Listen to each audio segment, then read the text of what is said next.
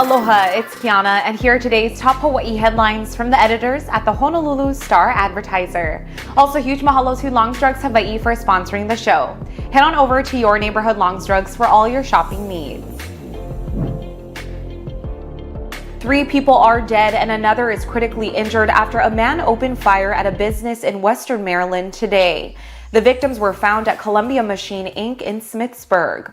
Authorities did not immediately know whether the suspect and victims were employees of the company.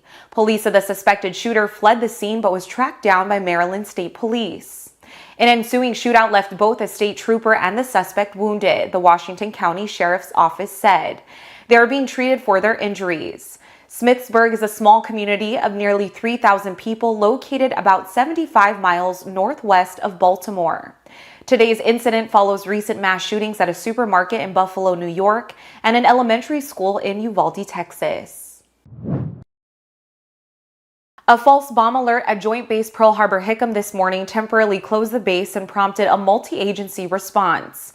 According to the Navy, a military working dog conducting a routine inspection alerted on a contractor's vehicle that was entering the Halava Gate at about 7:45. Security initially closed base gates in response, but reopened all but the Halava Gate shortly after 8 o'clock.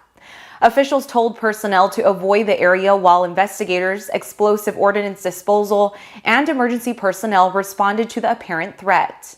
Honolulu police were on site to control traffic along Kamehameha Highway.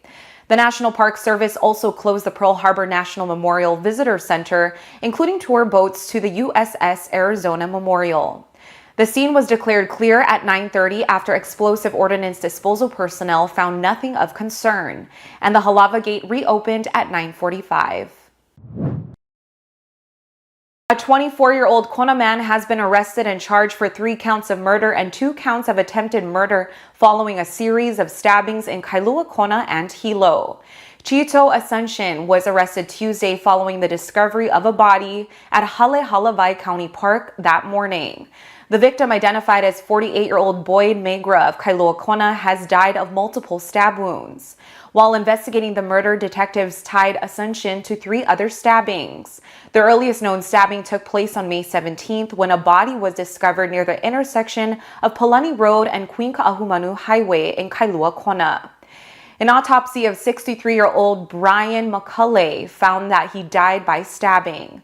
Asuncion was also linked to 2 stabbings in Hilo, one on May 29th that involved a 59-year-old man and another on May 30th that left a 70-year-old woman injured. Police found and arrested Asuncion near the Queen Ka'ahumanu Highway and Henry Street intersection on Tuesday. His bail has been set at $1.5 million. A 33-year-old man has been arrested in connection with the shooting death of a 27-year-old man in Waipahu. The deadly shooting occurred on Honowai Street in front of the Honowai Neighborhood Park shortly after 11 o'clock on the night of February 13th. Police said the victim and his friends were drinking when a male suspect pulled up in a black sport utility vehicle. After picking up a female passenger, the suspect exchanged words with the group as he started to drive away. The man got out of the car and argued with the victim before shooting him.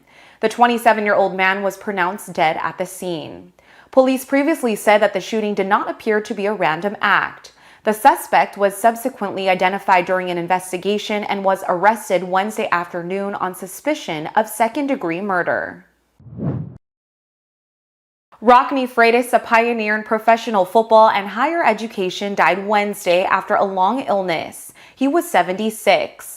A Kamehameha Schools graduate who played 11 seasons in the National Football League, Freitas served as an Office of Hawaiian Affairs trustee and was an administrator in the University of Hawaii system.